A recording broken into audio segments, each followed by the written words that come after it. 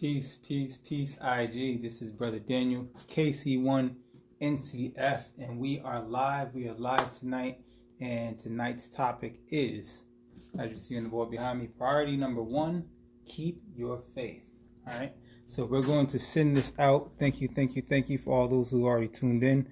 Please share this out. I'm going to pin a comment here at the bottom, and I'm going to also share this out. Pin comment. We got Experienced Black in the building. Okay.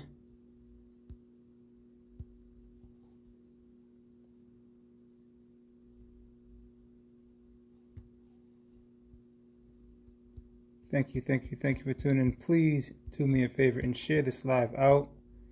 This is going to be the first in a series of lives that I'm going to be doing dealing with radio communication and survival preparedness.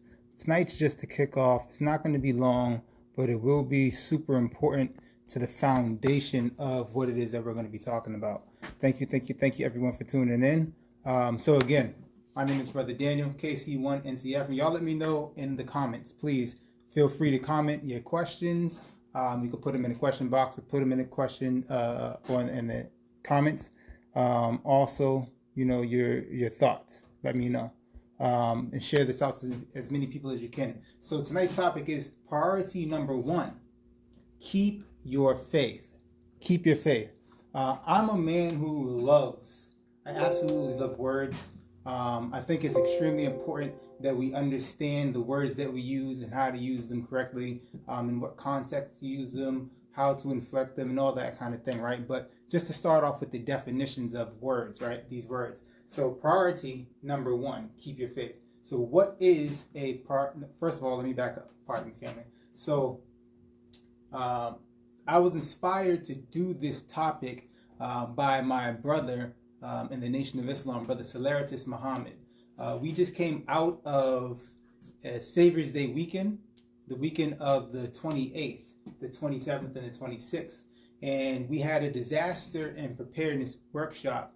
And our brother Salaratus Muhammad, who has been presenting during this workshop for the past 5 years, he put together what he called the 8 musts. And number 1 on his list of musts was to pray.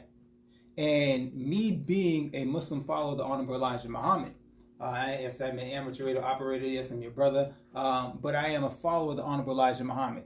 And so I am a believer in a Muslim. And so I put prayer before I put anything, right? That is my faith. I put faith in the prayers, my prayers being answered by the God that I say that I believe in, right? So that's number 1. And so this conversation tonight was inspired by our brother Salaratus Muhammad and his 8 musts. So I want to give him a big shout out for this idea. Now I took that and I kind of made it more universal, understanding that everyone who sees this video and everyone who deals with radio communication, survival preparedness to any degree, we're not on the same page. We're not all coming from the same perspective. So while I might say that putting my faith first or prioritizing to keep my faith first is beginning with prayer, some people don't pray. Some people don't believe in God. Others do. Some pray standing up. Some pray kneeling. Some pray fully prostrate. And so I decided to open it up a little bit and start my priority number 1 with keep the faith, because we all have a different faith system, right? But it's most important that we know that we have to keep our faith up front. So what is a priority, right? Priority, the fact or condition of being regarded or treated as more important than another, right? So something that is treated or regarded as more important than other, prior, something that comes before, right? The right to take precedence or proceed before. So when we're talking about priority number 1, what is the first thing that you put above and before everything else? Now again, remember, we're talking about survival preparedness. We're talking about being ready to survive through different things that might come your way, different situations and circumstances that may happen in your life that you may not control those situations and circumstances. What is it that you put first? that is going to aid you in getting through those situations and circumstances. That's what you prioritize, right? So priority number one, keep your faith, right? So what is faith? Faith is complete trust and confidence in someone or something. So you're going to put your complete trust in someone or something first, right? So again, I believe in a higher power. I believe in a God. And if I believe that there is a God who controls the heavens and the earth and the universe and everything in it, then I put my complete trust and faith in that God to be able to handle anything. He created me. He created the situations and circumstances I might deal with, right? But you might be somebody who puts your faith in your hands, right? Say you don't necessarily believe in God or God in the way that I believe in God, but you got faith in your hands. You've been boxing for some time. You've been training. You've been in the ring. You've been in the trenches. You've shown yourself and proved yourself to be able to handle yourself with your hands. So you put faith in your hands. Now, the idea is this. A situation and a circumstance jumps off. You have to have faith enough in your hands that you're going to be able to make it out of that situation. Point blank, period. If you don't believe you can make it out of that situation, you likely won't make it out. But you have to have faith that you can handle yourself. If you don't believe you can, no one else will believe you can. And you won't carry yourself as if you can, right? So if you're somebody who carries firearms, trains with firearms, maybe you're a security guard officer and you carry a firearm and you know how to use it. You know that at a moment's notice, if something jumps off, you got that thing on your hip and you're ready to protect yourself with it. You've practiced, you can come off, in a second and deploy your weapon, and you put faith in that. If that's what you put faith in, then you have to prioritize it. Now let's take it a step further. Now we're talking about having faith in your hands. Now this is an action word. These are action words. When you prioritize something, this is an action word. You have to put it before something else. When you're talking about having faith is putting your trust in something. So that means you have to be constantly working that faith out. So if I'm a praying man, I have to be constantly praying. That's prioritizing. That's me making sure that before I go out into the world where situations and circumstances might catch me off guard, I've already sent up a prayer. I already put prayer ahead, and I've secured myself, my mind, and my disposition to be able to handle what might come at me. You have trust in this firearm, but you've never been to the gun range. You've never practiced holstering and unholstering, cocking and decocking that weapon. You don't clean the weapon often enough. You're not sure. You don't know how to handle the weapon in scenario type situations. Hopefully you never had to use it in a real life situation, and that's where you got your practice from, right? But nonetheless, there are ways that you can go, like to a gun range. You could go play paintball and practice real life scenarios using paintball, air guns. It's not exactly the same thing, but there's some kind of practice that you can get out of it that will increase you in your faith. See, when you prioritize something and you put faith in that thing to be able to help you in a time of need, you have to practice that thing. This isn't something that you just jump into. So again, you're going to prioritize your faith. You're going to put faith in something that you know that's going to help you through these situations and circumstances, and put that as number one. Does anybody have any questions? I really want to answer some questions. I want to kind of make this a dialogue. I don't want to just talk at the camera. Like I said, this isn't going to be a long thing to like this session, but I do intend on going live often and covering a number of topics, a number of areas of radio communication and survival preparedness to really get us to start taking seriously our own lives. If you don't take serious your survival and your preparedness and your ability to make it through whatever situations or circumstances that may befall you, don't expect anyone else to, right? Now, that being said, you have to understand what that means in the first place. And if you don't know what that means and you don't do the research, then there are people who know. I'm someone who I don't claim to know, but I'm studying, I'm learning, I'm trying to prepare myself. And as I prepare myself, I'm looking to help prepare others, because I just feel like that's my duty. So if you have questions, ask them, and I'll be going live often, fairly often, and I'll be answering questions. I also have a website that will be dropping this Friday, possibly tomorrow, but definitely no later than the 12th. And I'm going to put that website. It's going to be, right now, there's a link in my bio that you can go to learn more about radio communications and survival preparedness. But on Friday, you'll definitely be able to go to the website that I've been building over the last few months and tap in from there. So real quick, let me just check and see if there are any questions before I move on. And thank you to everybody who is coming in, everyone who shared out this live. I appreciate you. Brother Trevor's in the building. Queen Trinace. All right. I don't see any questions. All right. I guess that means what I'm saying is understood. So, again, what is survival, right? Because we're talking about prioritizing, putting first your faith. But faith in what? Faith to do what? Your faith that you can survive a situation. So what is survival, right? That's the next question, right? So survival is what?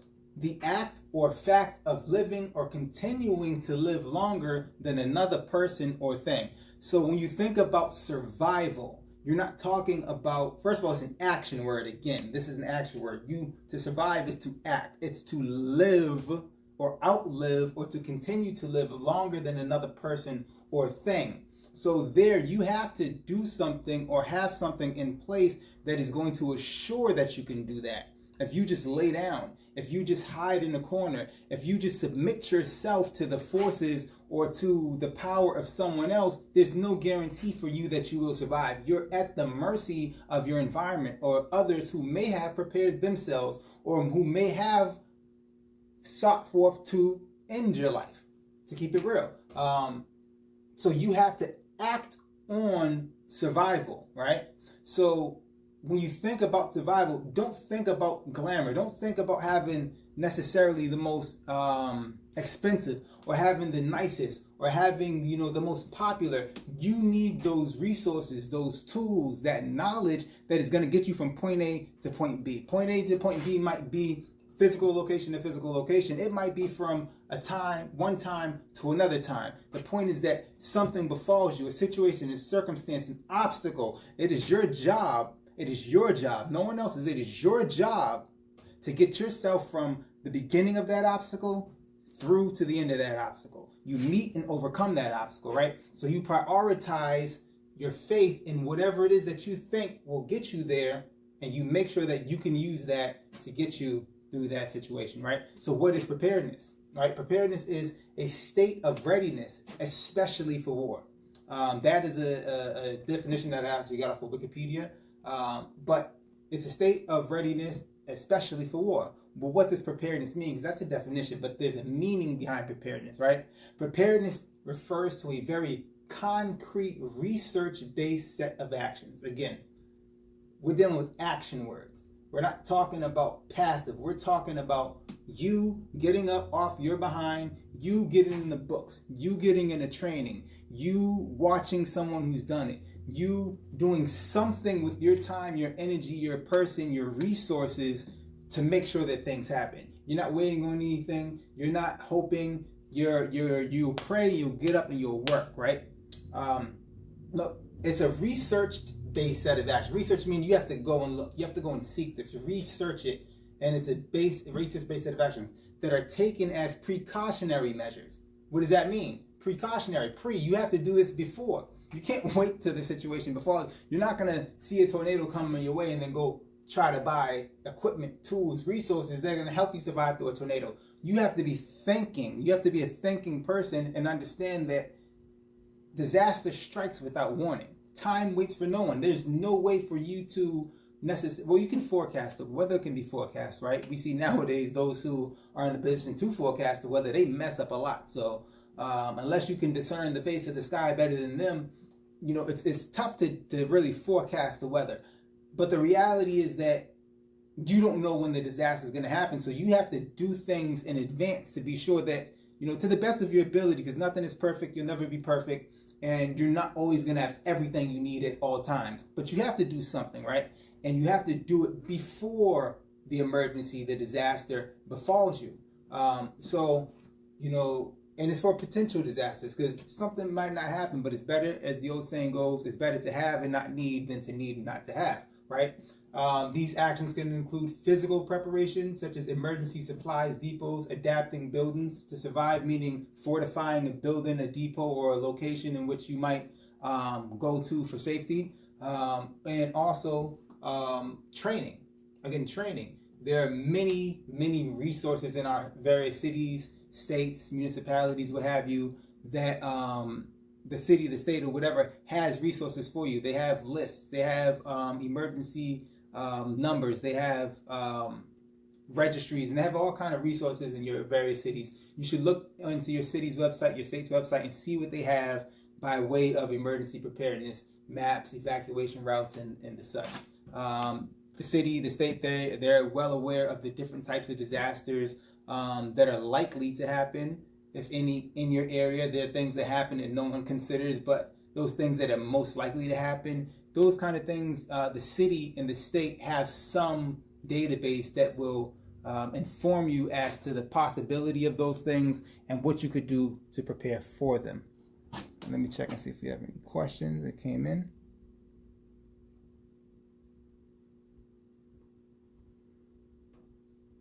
Oh, we got the whiteboard. Yes, share this out, please.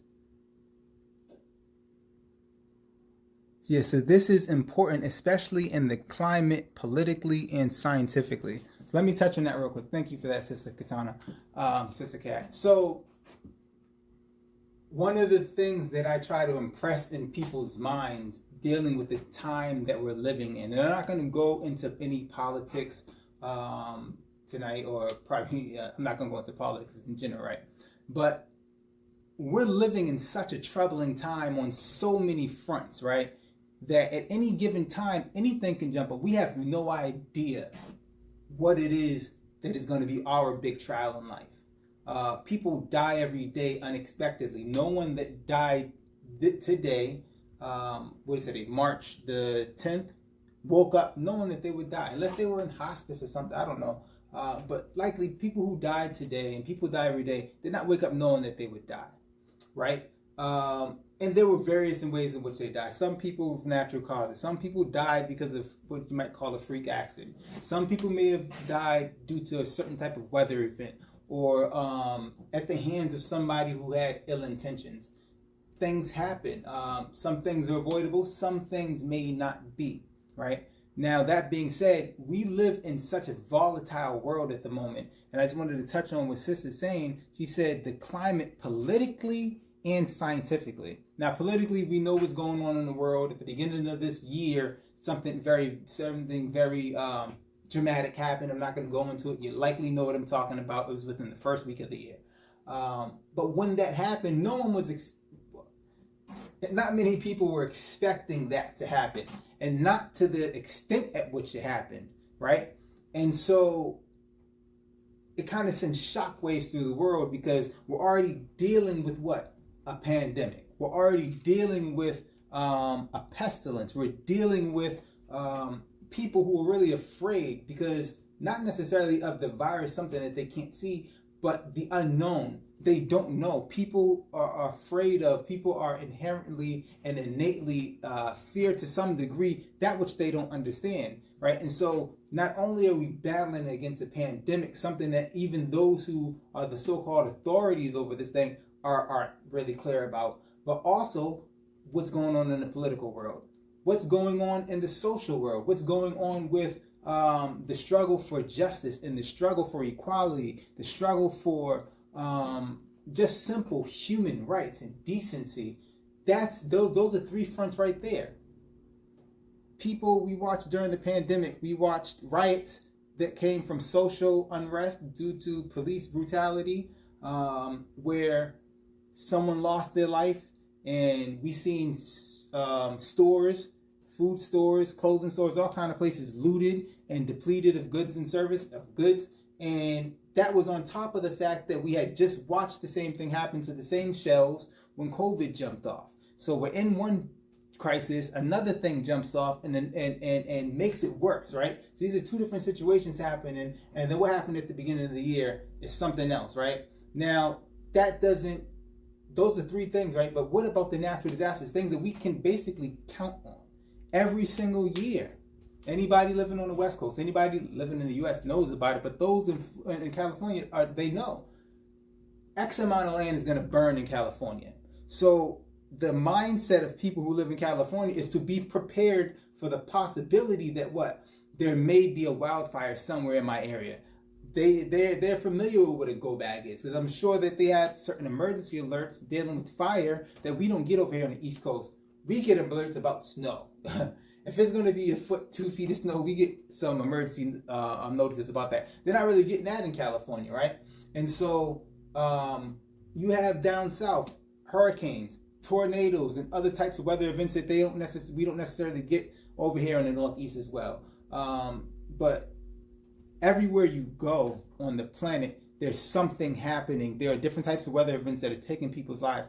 Hurricane Katrina, tragic event, very tragic. And there are people who are still displaced, people who are still suffering because of what happened in Katrina. And it's not their fault, but one can't help but think, what would the situation or circumstances be for individuals had they been prepared, had they had something in place just in case something like that was to happen, right? One could argue, but it happened. There's nothing we can do to take that back or change it. But the reality is that preparation could have been had and made so that that situation and circumstances would have been as bad on certain individuals. The area was going to flood. There was nothing you could do about that. Maybe you had a canoe. Maybe you had a life vest. Maybe you had a certain amount of food. You could have lived a little longer. Maybe if you had communications devices, you could have navigated, coordinated a way out or to communicate with emergency services and get them to you sooner to help you to get out of that situation and circumstance, right? I don't want to really go into that part because I don't really want to talk about that devastation, but I think you all get the point of that, right? So yeah, politically and scientifically, we have to be not on time, but before time. And that's the key with preparedness. I say that a lot, and I'm going to say a lot. It's preparedness. You have to do these things ahead of time. Scarcity and resources. Right. Scarcity and resources. Again,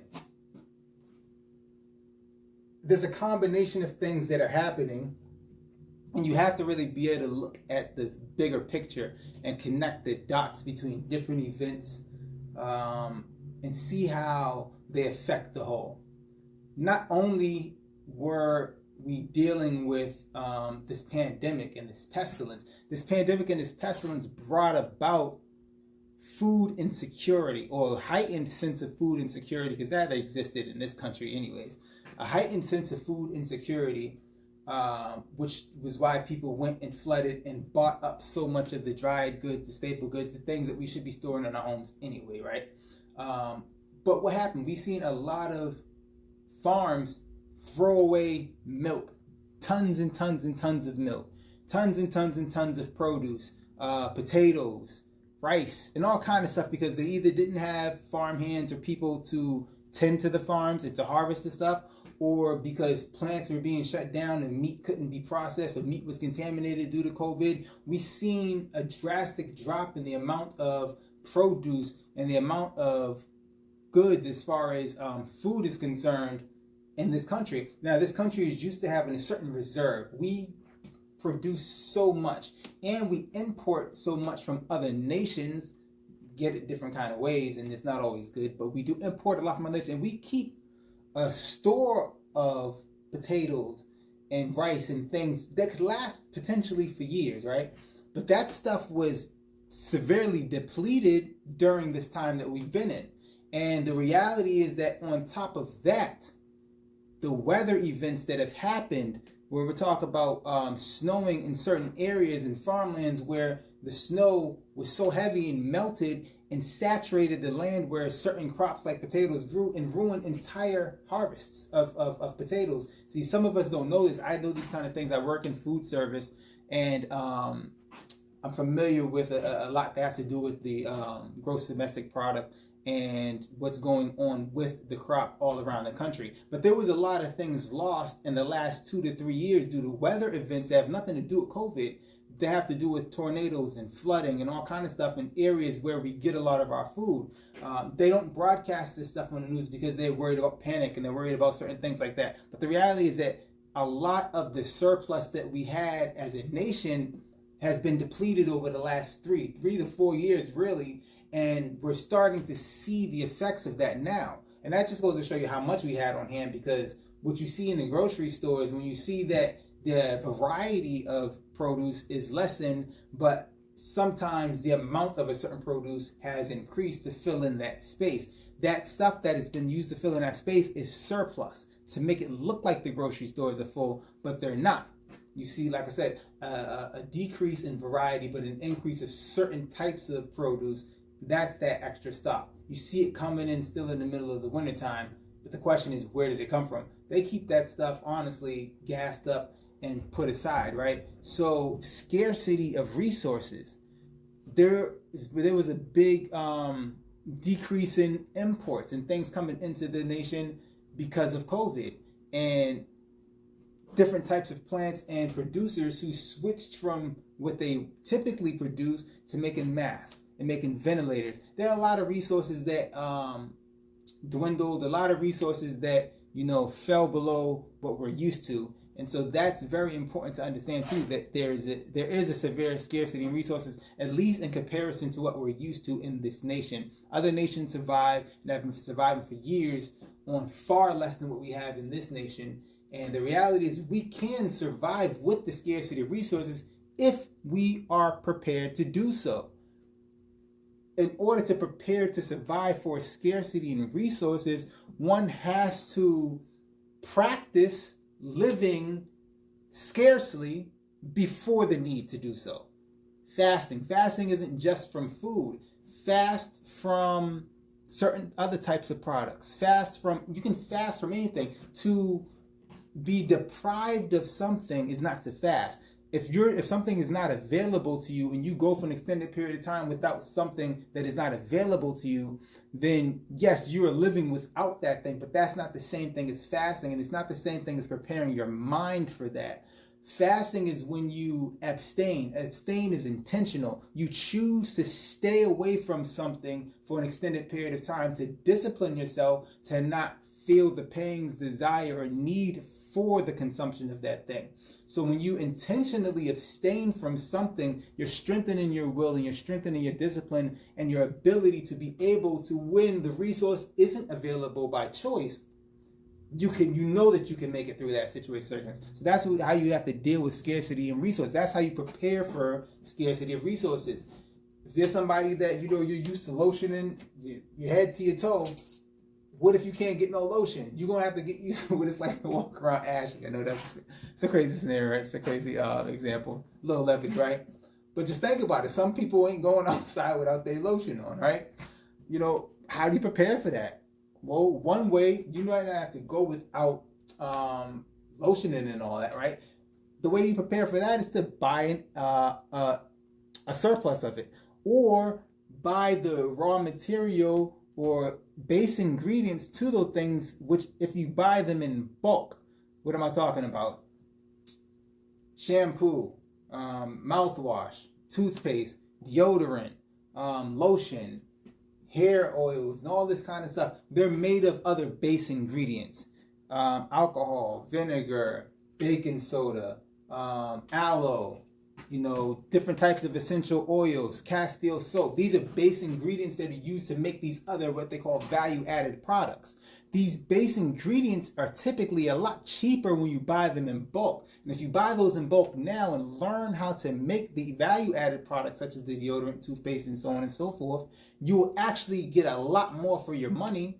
And having that stuff in stock now, which is and getting it cheaper, will help you so that when things hit the fan and you can't get it from the grocery store because people who weren't prepared flocked there and bought everything up within a few hours because they forecasted or heard something was going to happen, you already have the resources on hand in order for you to be able to do what? Survive a little bit longer, right? So that's another tip when it comes to survival and preparedness. You just have to really think about these things in advance. And know that no man knows the day, no man knows the hour. Situations and circumstances befall you, and there's just no way to know. So do what you have to do in advance to make sure that you have what you need. And again, see that those are priorities. What do you get first? Do you go out and buy toothpaste, or do you buy the base ingredients to make toothpaste? You go and buy a bunch of creams. Most of these creams, lotions, and hair stuff and soaps all have the same base ingredients. You might change the essential oil. You might change 1 or 2 ingredients. If you go buy most of the base ingredients in bulk, which is cheaper, ahead of time, you can cover 8 to 10 products that you use on a regular basis just from those base ingredients. That's preparedness. That's a priority. Prioritize the base ingredients and prioritize learning how to use them before the need arises, right? But we're dealing with, of course, priority number 1, keep your faith. But see, how do we translate that, what I said, into that? Have faith in yourself. Have faith in your ability to acquire these things, your ability to acquire the knowledge and to act on the knowledge of how to do what I just went over, right? How do I actually go about, getting these resources, getting these base ingredients, and making the different types of products, value-added products that are going to help me through tough times and situations, right? You're not going to just go buy Castile soap. I can't say you're not going to. You can't just buy the different raw ingredients and experiment. It's best to do it ahead of time. Look up how these things are made, tweak them a little bit. You don't have to reinvent the wheel. There's a certain base formula for toothpaste. There's a certain base formula for lotion. There's a certain base formula for shampoo. There's a certain base formula for something that you might want to use as a scrub on your face or something like that. Learn those things, get the resources, and practice using them now. Prioritize that now. When things hit the fan, you'll already have it. You'll already have it. But you have to have faith in your ability to do these things. You have to put, again, what do we say priority was? Priority is the fact or condition of being regarded or treated as more important than another. Some things are more important than other things, family. We get money. It's that time of the year. Taxes are coming in. What are you going to prioritize? What is your priority? Is your priority to go out and buy a new video game, to go and get a new car, to go get new clothes? Is your priority with what you see, what we all see going on in the world, buying those things, resources, even paying for training or some kind of knowledge that is going to help you to make it through all the different situations and circumstances you see befalling other people around you? Don't be one of those people, well, it's not going to happen to me, or, what's the likelihood that it's going to happen? Everyone doesn't think that way, but I'm sure some of the people that woke up today, or didn't wake up today, or woke up today and didn't make it through the day, some of them have had those kind of thoughts, and we don't want to be those people. But I'm gonna bring this back full circle, and we're gonna end this thing. Let me just check, see if you have any questions first. So many snow alerts over here. Yes, your brother Trevor, he's over here on the East Coast with me, so he already know. Preparation is so key. It really is. If we get a snow alert in Cali, I may lose my safety. Yeah, if y'all get a snow alert in Cali, I'm sure it snows every so often in Cali, or once every 20 years or something like that. I pray you never do, sis. So that's what they meant by a food shortage. You just connected the dots for me. Well, yeah, I mean, when you're dealing with food shortages, we've been conditioned, we've been indoctrinated to a certain way of life that what we want is always going to be there. Maybe not in our homes, but if it's not in the home, I can go to the grocery store and I can get this. I can go to the mall and I can get that. I can go online and get that. We've been indoctrinated to believe that that's the fact, that's the reality. Until we look up and we go, and not only is the stuff not in the grocery store, but the grocery store might be closed. No one was expecting cities and stores and things to get, now most of the grocery stores stayed open, but there were other resources in other places that people depended on a daily basis that were closed. No one was expecting to wake up and say, well, you can't shop here for X amount of time, however long. And people had to pivot. People had to, make sure, and we all survived it. It was a shock. It was some stress and a lot, and we got through it. And that's important too. Use what we just went through, because what we just went through, there are times coming that are going to be tougher than what we went through dealing with this COVID and what we're going through with this COVID thing. Use the reality that you're here right now. It's been a year and you're here right now. You made it. You may have thought 10 years ago, 5 years, or however many years ago, if somebody was to tell you 5 years ago that COVID was coming, how would you have thought about your ability to make it through? How would you have thought about what your mindset would have been to make it through this time for a year? Somebody said, yeah, in 2000 and in 2019, 2020, the whole world's basically going to shut down. And they're going to be closing this and they're going to be closing that. Your kids won't be able to go to school for almost a whole year. They're going to be trying to force people to take vaccines and all kind of stuff. And there was a stamp on it, and it's like, okay, they told us 5 years ahead, but it's for sure it's going to happen. What would you think about that? Now, of course, you would start preparing if you had that kind of insight. But what would you be thinking in that moment about your current condition and ability to make it through? So the fact that we're here now and it's been a year, you can make it through anything. Again, some things might be worse, some things might not be as bad, but you made it through. So keep that in mind, right? And so when we talk about the food shortages and being indoctrinated into believing that what we need or want is always going to be there, that's something that we get used to here in America. You can have whatever you want in so many dang ways. There's real apples, there's fake apples of all kinds. You know what I mean? You can eat steak in so many different ways. You can have chicken in so many ways, fish in so many ways. It's ridiculous, really, when you think about it. And then all of a sudden you can't. All of a sudden you don't have it. And so when they talk about shortages, they never go into details about these things because they know the degree to which they've indoctrinated it, and they know the effect that it would have on the population and people's fear. When you see people, when we see the riots and we see all the commotion that happens when people are killed, or when they announce a snowstorm is coming. This isn't just new. For years, even in Boston, we're used to this crazy snow.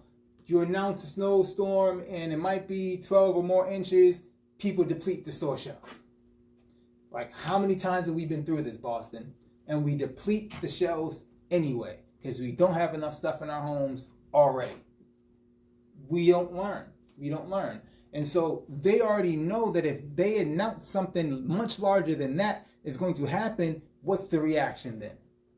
Then if a regular snowstorm we're used to ends up in empty store shelves, and then someone comes on TV and said, listen, we're about to shut the city down for a month and no one could buy nothing. Everything is going. Everything is going. Not just the essentials, even the non-essentials. People are just buying it up. People are looting it, they're taking it, they're stealing, whatever it is, people are buying it up. So when they say shortages, they don't go into details, but when they talk about shortages, they're talking about that surplus. Because if the surplus wasn't deleted, if what the country has in stock wasn't depleted, they wouldn't say anything because they know they could keep up the illusion by stocking the shelves with what they have in the surplus. But because they know they don't have that stuff to stock the shelves, like again, they lower the variety but increase the quantity of what is available to look like the store is filled. But you'd be like, well, dang, I only see 5 items. The produce section is full, but it's only 5 different items. That's some crazy number, right? And so there's a psychological game that they play with the public, and they put themselves in positions where they don't have to, but where they feel like they have to do that to protect themselves, I guess, or whoever. But yeah. And we should research into these kind of things, honestly, family.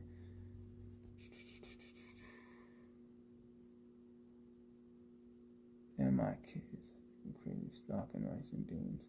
And my kids think I'm crazy for stocking rice and beans. I'm going to need those things. Yeah, prioritize that. Staple goods. Foods that you can store dry. Foods that you can and basically, which is when you can something, you pressure can it or water bath can it, you have to cook it. You have to preserve it. And so these things become ready to eat. When you have dried goods like rice and beans, staple goods, typically this is stuff that it's going to take time to cook. Beans, dried beans don't cook fast. It takes time. And so depending on the situation, circumstance you're dealing with, you want to have some stuff that is going to last longer. Dried beans and rice, if you store it properly, will last a lot longer than canned food, even though canned food will last long. Dried beans and rice stored properly will last a lot longer, but you do want your canned food that is ready-made so that at a moment's notice you can pop open a can, a jar of something, and eat it right there on the spot.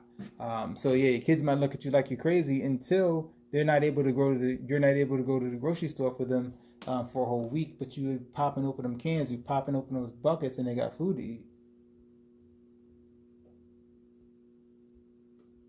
Any questions? Yeah, when consumerism comes to a halt, we all panic. We do. I don't see any questions. I don't want to beat a dead horse. This was good. This was good. I appreciate you, family. I appreciate you all for tapping in. Again, it's your brother Daniel KC1 and CF. I have my website dropping on Friday. Look out for it, family. I'm so excited. I've been working on this website for like 2 months. Well, actually, I think BizCode dropped in either December or January, so maybe two to 3 months. I've been working on this website. I've been doing a lot of other things as well. So, and I didn't, send this off to no one else to do. I've never built a website before, and I'm proud of myself because I built this website from scratch by myself using BizCode Systems. That's BIZCO, plug right there. BizCode Systems. Y'all go check that out.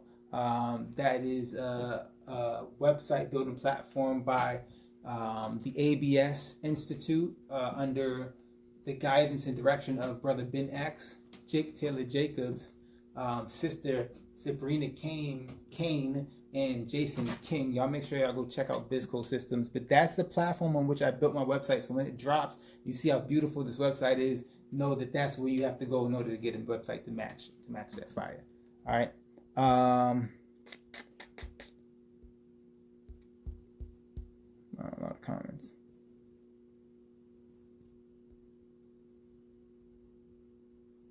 How often? Okay, so Sister Tax Matrix has a question. Hold on, let me go back. Is there more questions than that? How much canned food would you and Sister Colette?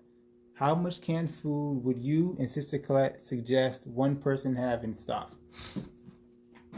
Now, all right, so it's not a loaded question, but so how much canned food would we suggest, myself and Sister Colette? For those who don't know, Sister Colette Muhammad is a sister that I tapped and asked to help me by presenting her teachings on canning in my course, Radio Communication Survival Awareness. She is a certified MGT canner under the direction and guidance of the Honorable Brother Minister Louis Farrakhan. Sister Colette has her own course called Canning with Colette, and I believe that's her website is www.canningwithcolette.com. Y'all make sure y'all go check her out. But she does carry one of the presentations in my course. And so whenever you take my course, you will receive a discount to take her course and vice versa. So I don't know if Sister Colette's on here right now. I would pull her on and let her explain if she's on here. If not, I can explain anyway. She's not on here right now. So you're asking for an individual person. Now, first of all, you have to know yourself, right?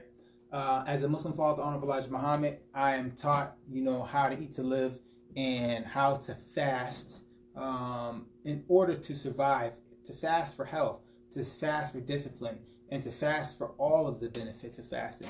And so as myself personally, first of all, I've practiced eating one meal a day. I'm not perfect at it. Sometimes I fail in that, but I have gone extended periods of time eating only one meal a day. And I can do that without getting sick, without craving or anything like that. Typically when I deviate from that, it's because it's something I really want, like cake, cookies, something like that, right? And I kind of break it. But that being said, I can and do eat one meal a day. So for someone like me, I could, and when I do eat, I don't necessarily eat a lot. I could personally eat a jar of just beans and rice. One jar of beans and rice a day for 90 days. So I could store 90 pint-sized jars of rice and beans in my home and live off of that for 90 days, personally. But someone who doesn't practice that, depending on how you eat, because then I have to say it like this because we all have different eating habits, to give a specific number isn't fair because some people are bigger, some people are smaller. Some people don't eat the same types of food to get the same amount of sustenance. Some people's workload is heavier. And so depending on your situation and circumstances will determine what you need, and depending on your practice. You have to really look at what can you eat? What's the bare minimum amount of food that you need to eat, regardless of the variety of it? What's the bare minimum amount of food that you need to eat on a daily basis in order to not just survive necessarily, but survive and at least have the capacity to fight? I would say that. Because if you're just alive, laying on the floor, but you can't defend yourself, what's the point? You need to be able to stand up and apply yourself physically to something, right? So what do you need just to be able to do that? Take that and multiply it by 90. You need to have at least 90 days worth of food in your home. So if that looks like you're somebody who you can't eat one meal a day, but you got to have, a half a pint of rice, and I'd say pints and half pints, and of course, because these are the size of jars that you might use in canning, and that's how I preserve food is canning. Try it as well, but most of it is canning. But you want to have these mathematical numbers in your mind. You don't want to just say, get 50-pound bag of rice and this, and it doesn't work like that. You have to, when you talk about survival and preparedness, you have to think ration and rationing. Rationing is when you allot yourself or someone else a specific amount of food to be eaten over a specific amount of time in specific intervals, and that's something that is a strict it's a strict guideline that has to be adhered to in order for a person to know that they can sustain themselves with a certain resource over a very particular set of time. So you have to understand the mathematics for yourself on what it is that you would ration yourself, right? That's it. Look up rationing and apply that to yourself. So you know that you can survive off of a half pint of rice with a quarter pint of beans mixed in, and you might, freeze you 1 or 2 chicken tenders. I'm just putting stuff out there, right? 2 chicken tenders and, let's say a cup of broccoli. Multiply that by 90. Then you need to freeze yourself that much chicken, or you can can chicken as well. By the way, you can can chicken, you can can vegetables, you can can dried, you can can legumes and all that kind of stuff as well. So when I say chicken and stuff, you can actually can those things too. But you have to do that mathematics. What can I and understand? You're not going to have all the variety in the world. You're not going to have all of the different flavors and things that you might like to eat when you can, and when it's not a survival thing. Keep in mind, you might be eating the same thing over and over and over and over again for months, weeks, or whatever have you. But do the math. If you know for a minimum that's all you need on your plate, and you're going to eat that one time at the right time. So you might say, okay, I need to eat I always go to sleep around 8 o'clock, 6 o'clock, 7, whatever it is. I need to eat at 12 noon, and that will sustain me. I can make it to 12 noon without feeling bad. And if I eat at 12 noon, I can make it to bedtime without feeling bad. And you'll eat that certain amount of food at that specific time every day for 90 days. And I hope that makes sense, but that's basically how you get to it. You have to know your minimum. What can you sustain yourself off of each day? And then when you're talking about with a family, you have to do that really for each member of your family. Why? You can't say that this is what I need to eat, how much I need to eat at this time every day, and then subscribe that to everybody else. Children require a different type of diet. Children are still growing. So as they go through the cycle of growing, their nutritional needs grow with them. You have elderly people who may need to eat a little bit more or may need to eat a little bit less. People who are on certain types of medications. People who are overweight or diabetic. Everyone in the household is not the same. You have a person else who does more of the work to carry more of the heavier load. They might need a little bit more sustenance. They might need a little bit more protein than the next person. You have to understand what it is for each individual in your household, and each individual person has to have their rations determined before the need. Now, this is very important. I'm glad you asked that question. When we're talking about preparedness when it comes to food and resources, you're preparing, again, before the need arises. You're going to take inventory on what you have. You're going to determine what you need. You're going to stock up to the very minimum of what you need. Once you hit that line, you don't use that resource. Everything that you need before the need arises, everything that you want before this need arises, meaning I have my 90 days worth of food here.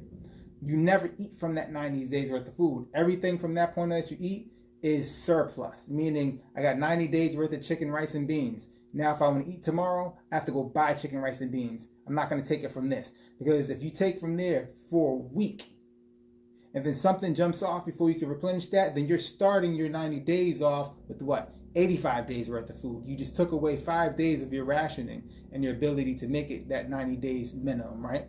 So once you hit that number that you want to get to, your minimum, don't take from that number until it comes time to rotate your stock. And when it comes time to rotate your stock, say you know that you have 2 weeks to replenish it, because you'll can a lot faster, you'll can a lot more than you'll eat, right? So you can 30 days worth of food a lot faster than you can eat 30 days worth of food. So what you do is you say, I'm at 90, I'm going to start doing what's called FIFO, first in, first out. The stuff that I can, the first, meaning the oldest stuff, I'm going to start eating a week's worth, but you're going to recan a week's first before you start eating from this, so that you never fall below your 90.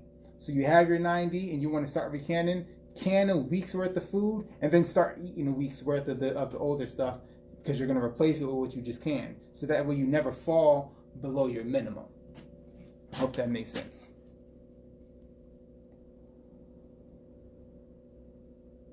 Oh, how often should you? So you should recheck your storage as often as you like to, really, but at minimum once a month.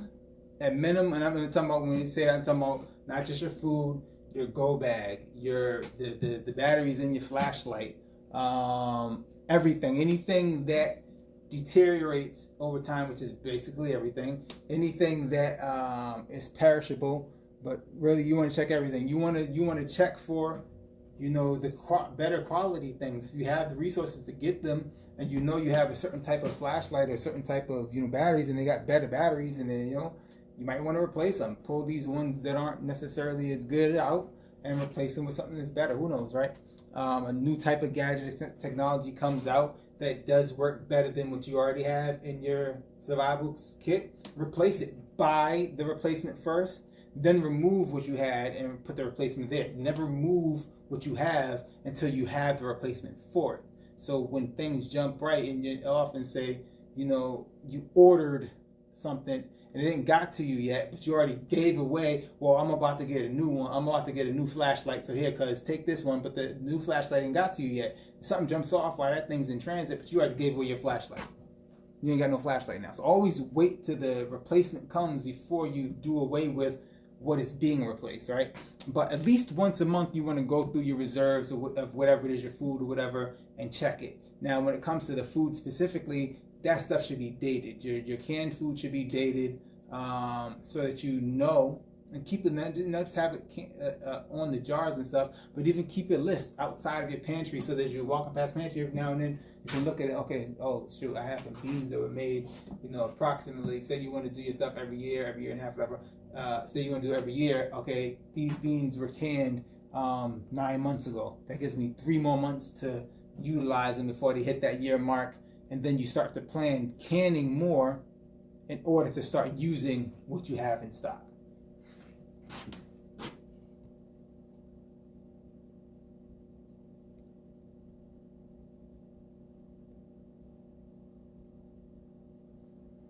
I stored so many canning good. How often should I check them?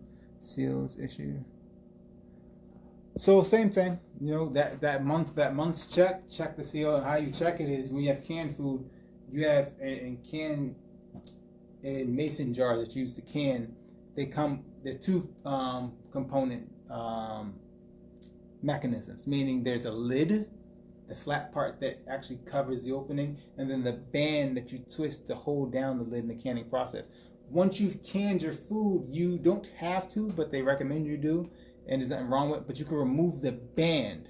If you remove the band, you should be able to pick up the jar by the lid alone, and the vacuum seal should be so tight that the weight of that jar will not separate itself from the lid.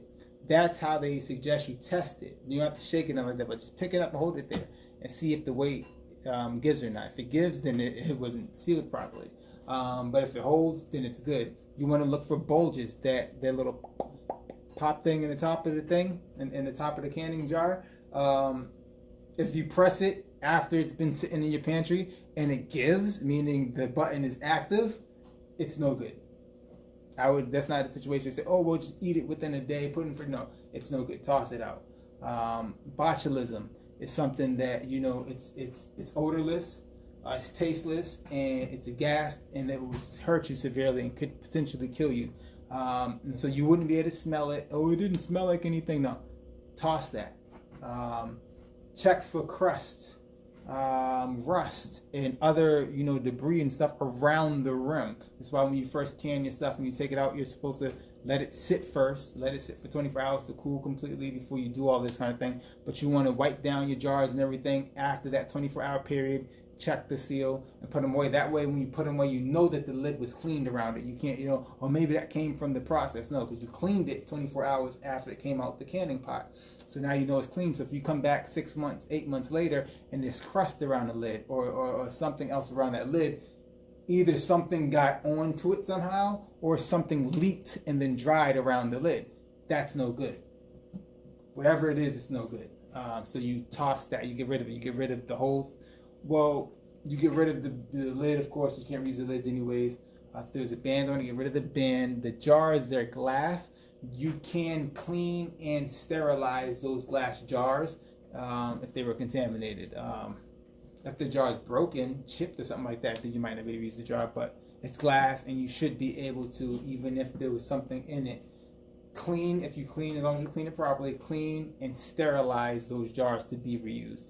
But immediately throw away the food inside of the jars as well as the lid and anything else that came in contact with those food particles that could have been contaminated as well.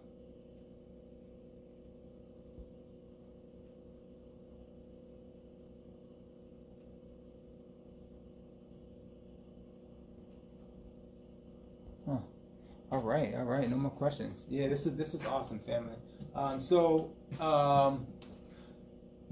I'm actually working on, as some of you know, I've been teaching radio communication and survival preparedness for a few months. I'm hoping some of you tap in with me. You know, this is, I haven't touched on nothing. Is there anybody, I don't know if there's anybody here who's taken my course. Only one person on here has taken my course, and they could be a witness. When I could teach for hours. And so, you know, I haven't covered basically anything. And so, there's a lot more I have to offer. Please tap in with me, family. Click the link in the bio. You'll see a link for radio communication and survival preparedness. Send me a text to 617-642-7438 if you would like a free 30-minute consultation to figure out if this course is right for you, which I know it is. It's right for anyone. Not because I teach it or whatever, but because we all need to be prepared. And I'm really just giving you that which you need in order to really assess where you're at, where you need to be, in order to make it through whatever it is that might be ahead of you. So again, thank you, family, for tapping in. I appreciate your time and your attention, and those who shared. After I save this post, please leave a comment. Let me know what type of value you got from this. Save it. Hit the save button. Leave a comment. Like it. And share it to your story. And share it to somebody's DM. That way it can pick up some kind of traction. And I can get more people on the next time I go live. I appreciate your family. Brother Daniel, KC1 NCF, signing out.